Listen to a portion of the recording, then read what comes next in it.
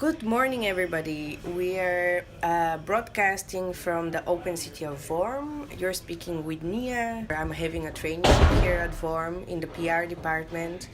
And today we are with Charlien Andersen. How do you... Adriaenssens. Adriaenssens, okay. Charlien Andriaenssens, who is the art programmer here in Vorm. And we invited her to speak about her new project, the DamNed'Act. Yes. So, Charlien, could you introduce yourself a bit more to our listeners? Yes, so I'm Charlien Adriaenssens. I'm originally from Belgium. I studied law before thinking, hey, maybe Art Academy would make my life more interesting. And then I was accepted at Rietveld Academy in Amsterdam. I studied there for 4 years. So I did image and language there. I'm always in this combining stuff and law, organizing and making art, doing literature, but also doing visual arts, making performances, but also making paintings, all this kind of. And after Art Academy, I started organizing different things in art projects, and several times I invited Worm to be part of it, but Worm never had time to to come because they were always too busy, and I was always like, "Oh, what's this place?" And then suddenly they had a vacancy, and they wanted to expand the spaces, focusing more on art and performance. So then I applied for the job, and I ended up here. Programming here, so now I'm the one who never has time to go somewhere. Well, that's not entirely true. No. This podcast is dedicated to the DamNed'Act. Yeah. So this is like a new, not so new project that you're running. Could you tell us a bit more shortly what is it? Yeah, so it started as a personal project of my partner Louis van der Waal and me. We have a artist collective called Contemporary Glory, Contemporary Cash. Yay. And we were talking a lot about bringing our art practice into the streets. We were working in Congo, Kinshasa, on a beautiful project there, a performance festival, Kinact, where we went into the streets, performed there, used stories that dialogues we had with local people to create new artworks. And it was such an inspiring thing for us that we thought, why not try to bring this to Rotterdam, to go into the streets, into the neighborhoods where there is a lot of poverty or a lot of lonely people sitting at home alone, where there is not a lot of I would say where there is not a lot of artistic institutes or not as big as here in the center, and try to bring our art practice to the streets also in Rotterdam and invite other artists to do so too. So and we called it DamNed'Act, which is Rotterdam is acting or something, action in Rotterdam, but also this damned feeling damn, we need to do something, or let's go into the streets, let's not hide in the studios. And also this we want to do it very much on an experimental base. So there's also a lot of failure included. So you also have a lot of damn, this feeling damn, it's not working, or the artist is canceling, or the local people are not coming, or all these triggers or these energies that you have at the same point. And I basically think that is the thing that inspires us or interests us the most. How can we, apart from our practice in art institutes or in our studios, how can we also relate to the streets and try out things there? Super interesting. So from here I think I already have several points that I'm I want to know more about, but I think would be interesting for our listeners to know so it kind of started in Kinshasa in Congo. Could you tell us also something more about the performance festival there? So how did this festival there started? Yeah, so it was organized by a local artist collective, Est possible, which means it is possible if we just start something. And it's the situation in Kinshasa is that there is a big art academy with a lot of students there, but there are no facilities after graduation. So there's only one art institute, Institut Français, the French Institute, who invites some artists, but it's super limited. Yeah. There are no studios, there are no funding systems whatsoever. Like, most of the people are hungry, like, all day. And so they got together to think, like, okay, how can we make art and support each other, but also, like, how can we make... like, people or local people always think that artists are like the slaves of European rich people who use them as marionettes. It's like a very post-colonial view on artists. Okay. Also because there is like a big interest in Europe now in African art. True. So a lot of artists who do well got like invited by museums in Europe and disappear from Kinshasa and never come back. So it's also like a ticket to Europe or something. So they have, like, local people have very pessimistic idea on artists. So also from there the idea started to go in the streets, talk to the people and show them what art is really about, and to question themselves, to question, like, what is our role in society? How can art relate to society? Without losing the experimental part of it. So Kinact is a festival that is every year in winter, because then it's the dry season. It's still 28 degrees, which is cold, of course. It's a festival of 1 month. First they invite some international artists for 2 weeks, so we got invited. And you get an invitation with the specific question not to prepare.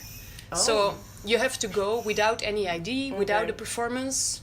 You go there for 2 weeks, like, you look around, you meet people, you talk, and there you start a collaboration, you start working on new ideas, new things.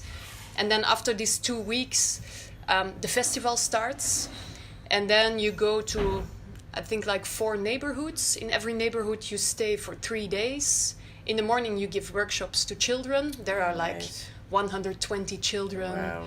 Running, like, it's amazing. Like, Europe is dead compared to Kinshasa. So you do like drawing workshops or theater or dance workshops, I don't know, but also like you show your work and you ask them, like, what do you think of this, what do you see, what do you, so you try to talk about art, or try to use the art language also to discuss local issues. And then in the afternoon the performances start, and then it's just, there is no clear program or something. Like, in the morning they ask, like, hey Charlien, will you perform today or not? And then you say yes or no, and it's like, okay, you're on the list. Okay. And then so they ask everybody. It's like a group of 40 artists. Wow. Yeah. Some come every day, some come some days, I don't know, it depends on jobs and everything. So then in the afternoon they just make this list, you're just one in the line, and then you perform, and then in the evening, like, the sun sets around 5, so it becomes dark quite early, and then we do projections in the streets to show the work that we did in the morning, etc. And then the kids bring their parents, so that's also like a moment to connect to the parents, to connect to the people who couldn't, like, be there because they were working. Yeah.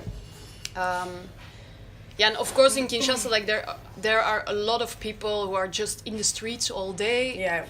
It's like a 12 million people city, and I think like 600,000 people have a proper job they can live from. So most of the people are hanging around all day. So when something happens, you have this whole crew coming to ask questions, to come and look, to run away, like all this kind of...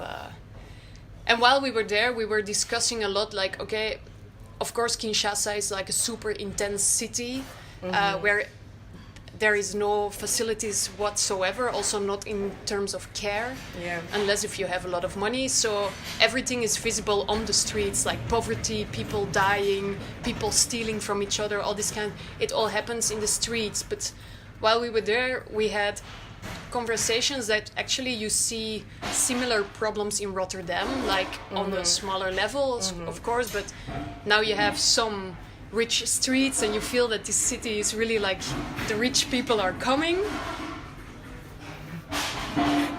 There is a lot of action happening in the place that we thought it's silent at the moment.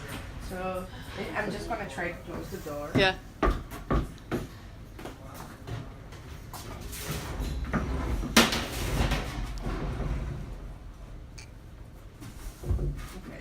Yeah, so basically we had this idea that actually in Rotterdam there are also like a lot of problems on smaller scale that we see in Kinshasa as well. There is a lot of poverty. There are some neighborhoods with a lot of violence still.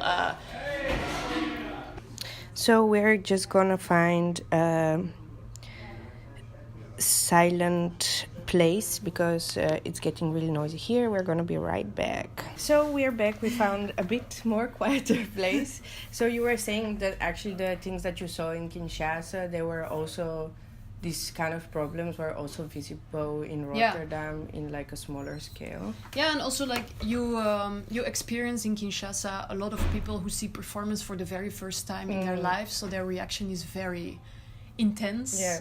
They run away or they try to attack you even, and we did a first tryout of DamNed'Act now, start of May, and there I hadn't expected it before, but we invited artist Twan Klaassen to perform in the streets of the Old West. And there actually when he arrived, like lots of people from this place, they just ran away. Okay. And then they also came asking me like, did you film me? I don't want to be on this film. Yeah, what's this creature? Is it a human? All these actions or reactions that you never experience in an art situation, because there people come because they know like what kind of frame it has, but to like try to involve. And also there was like this group of children, they had an afternoon with a lot of football, etc. There is like a small local initiative who is trying to give program to the children who are just running in the streets. They are sent on the streets by their parents, and they have nothing to do, so they try to give them, but it's mostly sports. And then this performer arrived, and for 20 minutes they were busy like sitting in a circle doing all kind of things, and these organizers or this local initiative, they said like, we never see these children being so quiet or be so interactive or so I think that's a lot what it's about, that we don't offer very clear workshops or something, but that we try to start a dialogue by experimental performance, and that we try to like inject something, some new energy, just being somewhere and see what evolves from being in a certain place. And also for ourselves it's inspiring to like, we can come up with new performances and just try it out on the spot, and we get like a very fresh reaction. It's not a artistic environment reaction, but just like a street reaction on what you do. So that gives a lot of value for us, also to go back to our studios afterwards and keep working on the materials. Yeah, so you mentioned like in Kinshasa there are not like art institutes, or like the support for artists is very low, and even though like in the Netherlands we're experiencing problems, things are, you know, like in comparison are like quite great, you know. But you mentioned that then kind of the art doesn't really so often kind of comes out of its comfort zone of these institutes, galleries and so on. Can you tell me a bit more, like how do you see the situation right now in Rotterdam? I think also when we talk to artists and we invite them to bring their works on the streets, they're kind of scared to get out of their studios with unfinished works, which in a way I understand, because like this failure, like lots of artists have very limited time to work in their studios because they're combining all kinds of jobs to just make a living. So this precious time that you do have, you don't want to lose it or something by going into the streets and maybe losing a lot of time and trying things out that are not good enough. And then there is a photographer, so what does this with like the image you have? So in that way you feel that it's something new in a way, because it's like we call it a festival, but it's actually also not a real, it's more like a happening than a festival. And I also think because in Rotterdam there are a lot of small art initiatives, you don't have to go into the streets because you have the luxury that there are a lot of small initiatives or artist-run spaces where you can try out a lot of things. So you don't have to go into the street or organize it yourself. So I also understand that for a lot of people it's not something they're looking for, but for us it's more, just in a way we want to, I don't even know if it's going out of your comfort zone. It's just like a clear decision on we want to experiment in different spaces or something. And we liked it, like in October we were in Paris and we watched the Basquiat exhibition in the Louis Vuitton Foundation. So, and then you see all these pictures of this young Basquiat making a painting on an old mattress in a street or doing... And this energy from this young person expressing his problems with the neighborhoods like directly in the streets is amazing. And then you have to go watch it now in like this giant white cube, pay 17 euros to be allowed to enter, and then you have a time slot where you have to like, and this whole friction between like something that started in this energy of the street and that is now like dead in a way, very institutionalized. But like this first energy to use the streets as a studio and to reclaim the streets in a way. We are Louis did like a performance series in September where he did a performance every day, and he just made like I think in September, so he did 5 performances in 4 weeks, every week 5 performances, so he did 20 performances in the month of September. And he always started at a different square in Rotterdam and walked to the Rotterdamse Schouwburg, the big theater, to do a speech, like, and along this route during the performance he tried to talk with people about problems in the streets. And every day had a different theme, and then he was stopped so often by police because he didn't have a permit and he was wearing a weird suit, and or people called that something weird was happening, like you are in this whole terrorism vibe, of course, so every person with a mask is like a suspect or something. But we feel that the public space is not for public anymore or something. It's space that is all like decided. Shh. We're having an interview. I'm talking about serious things. Yeah. No, so I think in a way, it's like a quest to reclaim public space too. And also that you see like people go outside to go from A to B. They don't go outside to just hang in the street, see what is happening, and then if something is happening, they follow it or something. No, they take a selfie and pass by or something. So. And so the next, the following time, it's gonna be in Afrikaanderwijk. No, like this week we are doing a second DamNed'Act series in the north. Okay, in the north. So on Pijnakerplein, most of it. We are working with a lot of local initiatives like Pa Meijer and Humanitas, also and Talent Present and Studio de Bakkerij also. And they there is like, it's like a Christian holiday also this week. Hemelvaart. So there's also Serve the City, who will give free pancakes on Thursday. So actually from Wednesday till Saturday we will be on the Pijnakerplein every day, from 12 till 5. Louis and me, we will do like a painting open studio, our paintings that we are working on. Super nice. Luca Simonis, who is also doing the sound studio in Worm, he will do a film. He will try to remake Pietje Bel, which is like a popular figure. I'm doing a podcast. What? So Luca Simonis, who is doing the sound studio here in Worm, he will do a film with children in the streets. They will do Pietje Bel, who is like this character who is a bit like a schoffie, we call it in Dutch. It's like a rebel, like this kid who is making a mess. Okay.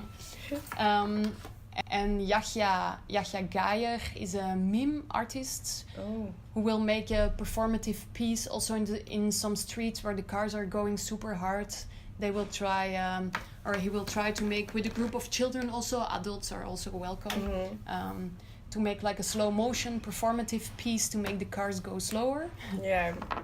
And Karel van der Eyck is a sculptural artist who works a lot with trash. He will make like a big blow up sculpture. Sounds like a great bunch to come and see. Okay. Yeah, and it's all things that are open enough to participate in it or to collaborate. But it's still really the artist's practice. So we are not like babysitters doing only offering paint and a pencil or something. But so it's really like at the same time the creation of new work, but also an invitation to participate in it. So great. And then in June we will do another round in Afrikaanderwijk. Yeah. From the 12th till the 15th. Yeah, I'm very curious how's that. I live there, so I know in comparison to other places in the Netherlands that I lived, I think because there's so many immigrants living there, like life on the street is like much more lively. Like if I compare it, so I see when it's warm, just people are like immediately outside, immediately doing things outside.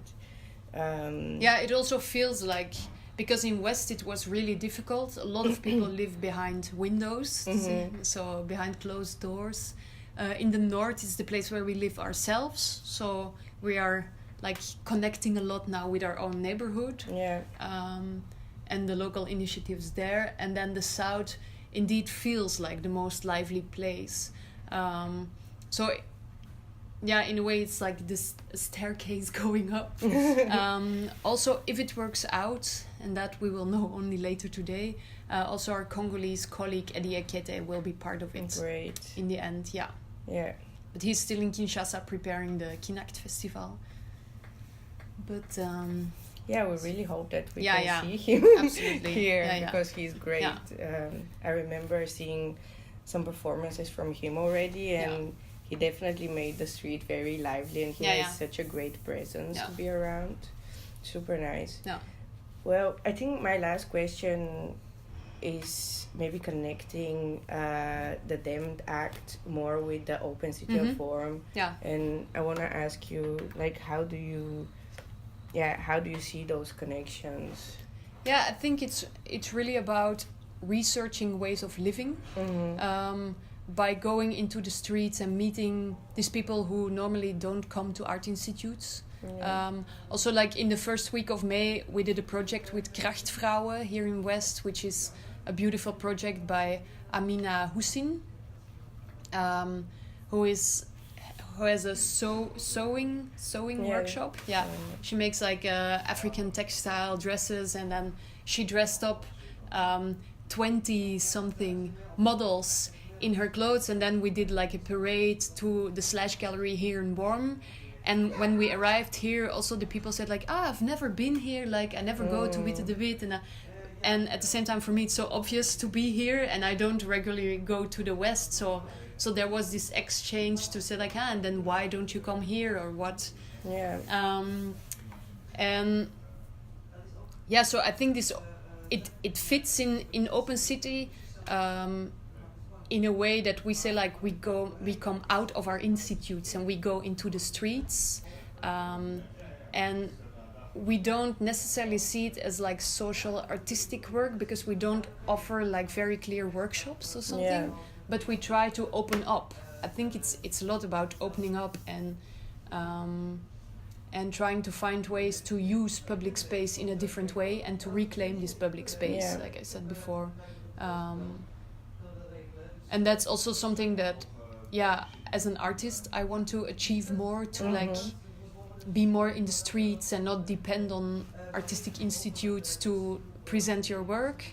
But also as a programmer in Worm, I think it's important to get out of the Slash Gallery is also a garage, so that's also like a good starting point, I think, to like drive out. Go and find this connection between the streets and what is happening inside. Super nice. So, do you search for more artists to join? Yes. Okay, so artists. Yeah. It's So an open all invitation. artists out there. Yeah. Yeah, I try to email a lot of artists to ask them like, bring your work to the streets. Like it's as simple as that. A lot of artists ask me like, what do you expect from me or something. I don't expect anything. Actually, I'm working on paintings. I'm bringing my unfinished paintings to the street and I will work on them. That's basically it. Like, so and we have artists. Yeah, so you can basically come. You can come every day, of course. We have coffee and tea and cookies as a unique selling point. But certainly, like on Fridays, actually, it's just Louis and me working on the square because we have a limited budget, so we cannot like book a lot of performances. But like certainly on the Fridays, we invite artists to come to the squares. So this week on the Pijnakerplein on Friday, to come and bring your work and just let's work together as if we're in a studio, but it's just open air. That also sounds so much fun. Yeah. Because like being an artist in your own studio can be so lonely. Yeah. And sometimes it's just so nice to share a day, you know, and gain inspiration from other people. But sometimes, it's just, it feels like a big step sometimes to come outside and just do your unfinished things while everybody can look at it. Yeah.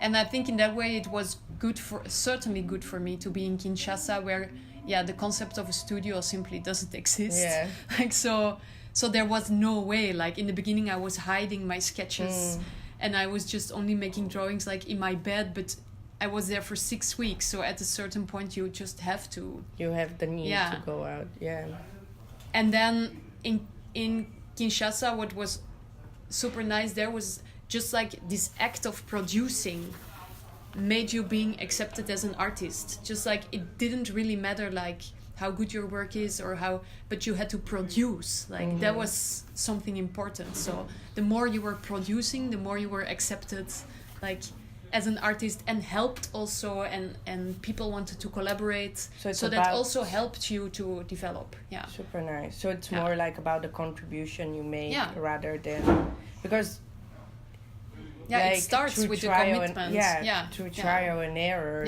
like there is growth. Yeah. Okay. Well, that was our Monday podcast. Yes. Thank you so much, Charlien. I'm really Thank looking you forward to seeing how the project develops. Yeah. Super exciting. And you can expect more updates from us. And let's see how the project develops. Yes. Ciao. Thank you.